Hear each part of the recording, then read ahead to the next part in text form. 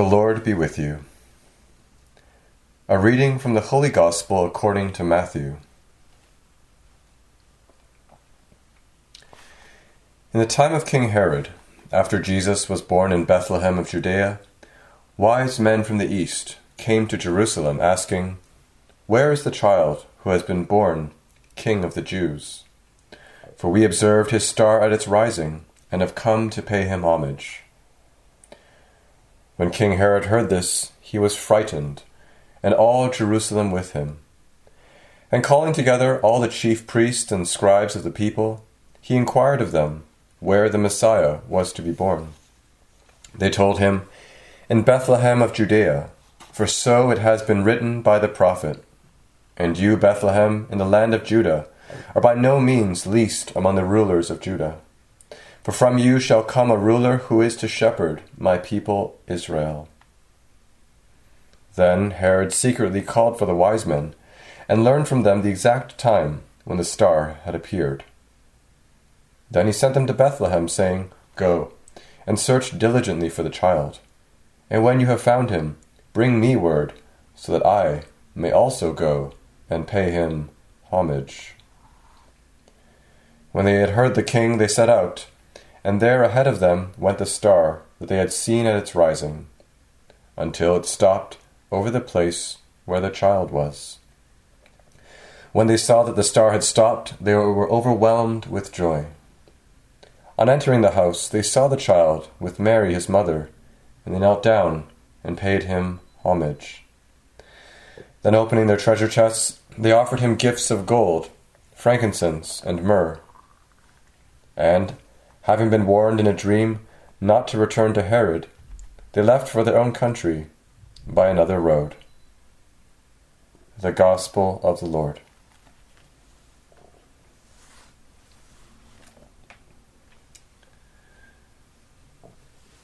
I remember in my second year of university, I had just come back from a men's Cursillo weekend. For those of you who don't know what that is, it's a 3-day weekend retreat for men or women that for a lot of people marks a turning point in their life of faith. It was, to be honest, a bit awkward for me, being only 18, the minimum age possible to go on a Cursillo. The next youngest guy was in his 40s. But there was something about 40 or so grown men from 18 to 80 packed into that chapel, sitting shoulder to shoulder at Mass, responding and singing at the top of their lungs. It was powerful. And there was something really honest and open about the sharing about where we had been and what was going on in our lives and in our small group discussions after each talk. And people had been through a lot of things.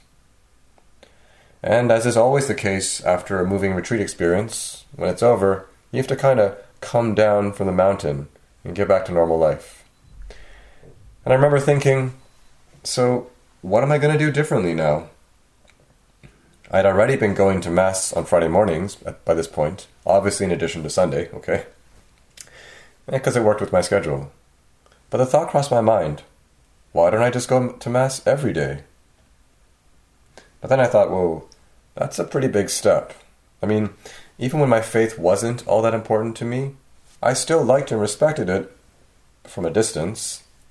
And I thought, if I get too close, will my life become boring?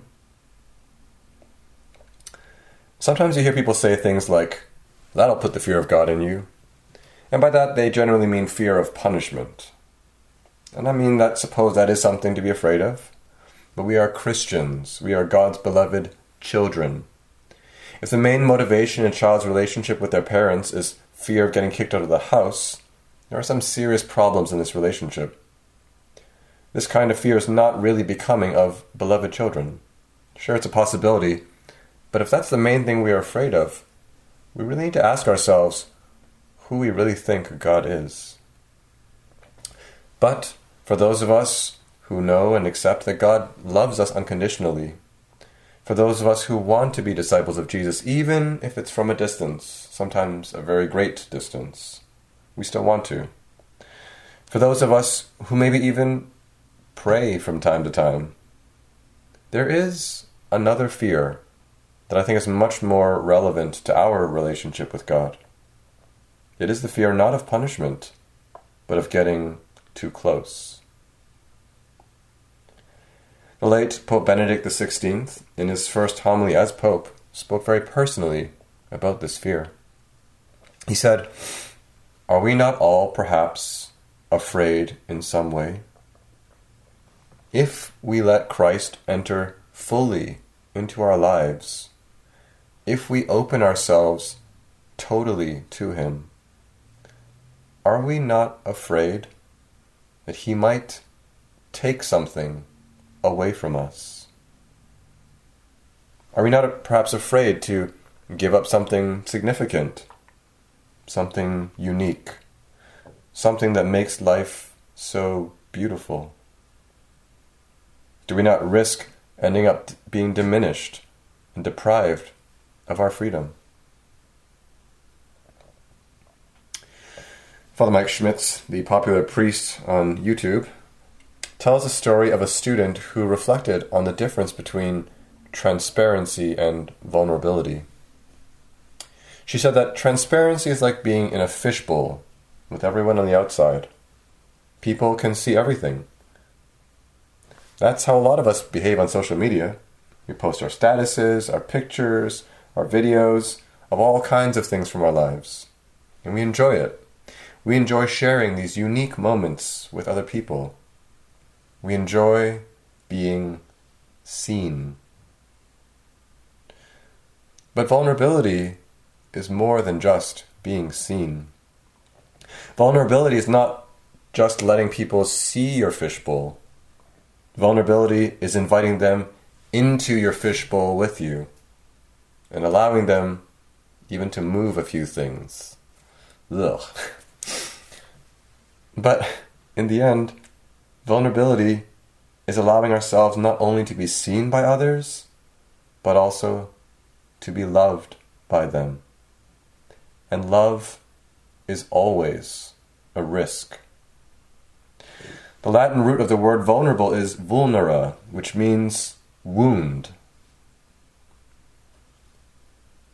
Because to truly open ourselves up to being loved by someone means risking the real possibility of being hurt by them, of being disappointed by them, and the real possibility of losing something.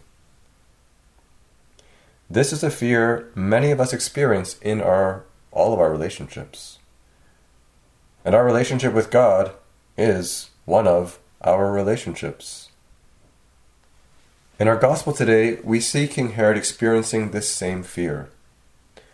When King Herod heard this, he was frightened, and all Jerusalem with him. Why? The wise men had come and asked, "Where is the child who has been born King of the Jews? For we observed his star at its rising, and have come to pay him homage."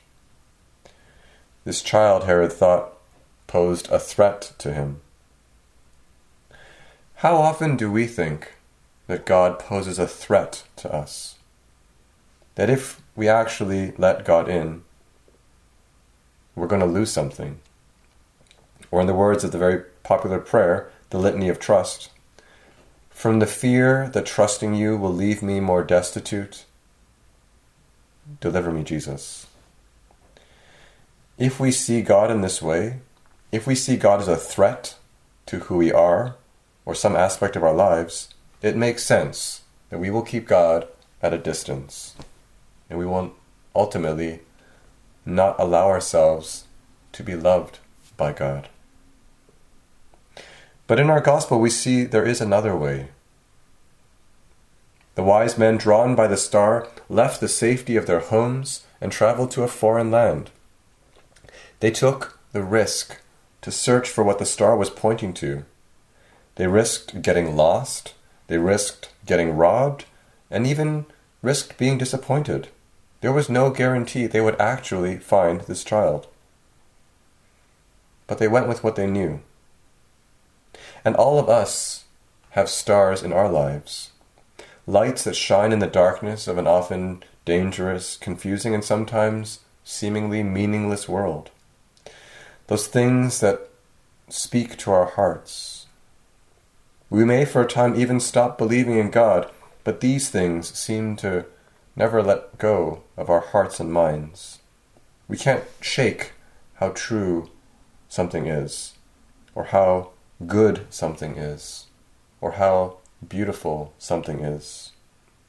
And there's a great hope in that. No matter what is going on in our lives, these things have not let go of us, that they whisper to us of the possibility of happiness. But the truth of the matter is, these things, where did they come from?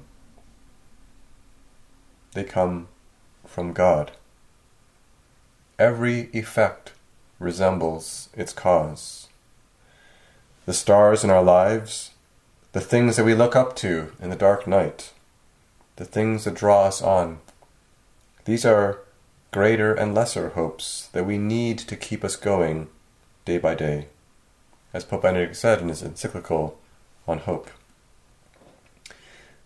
But they are not separate from the one great hope. They speak to us of it in the whispers of our hearts and minds. As his predecessor, Pope St. John Paul II, said in the year 2000 at an all-night prayer vigil at World Youth Day in Rome. It is Jesus, in fact, you seek when you dream of happiness. He is waiting for you when nothing else you find satisfies you. He is the beauty to which you are so attracted. It is He who provokes you with that thirst for fullness that will not let you settle for compromise. He who urges you to shed the masks of a false life.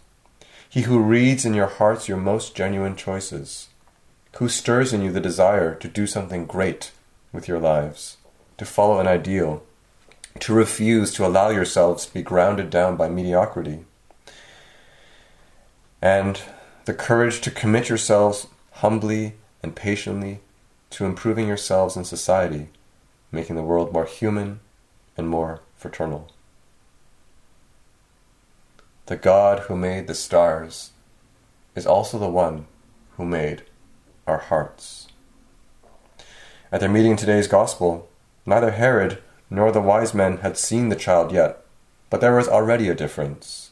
One was consumed by fear, but the others were drawn by hope. You could say another word for hope is trust.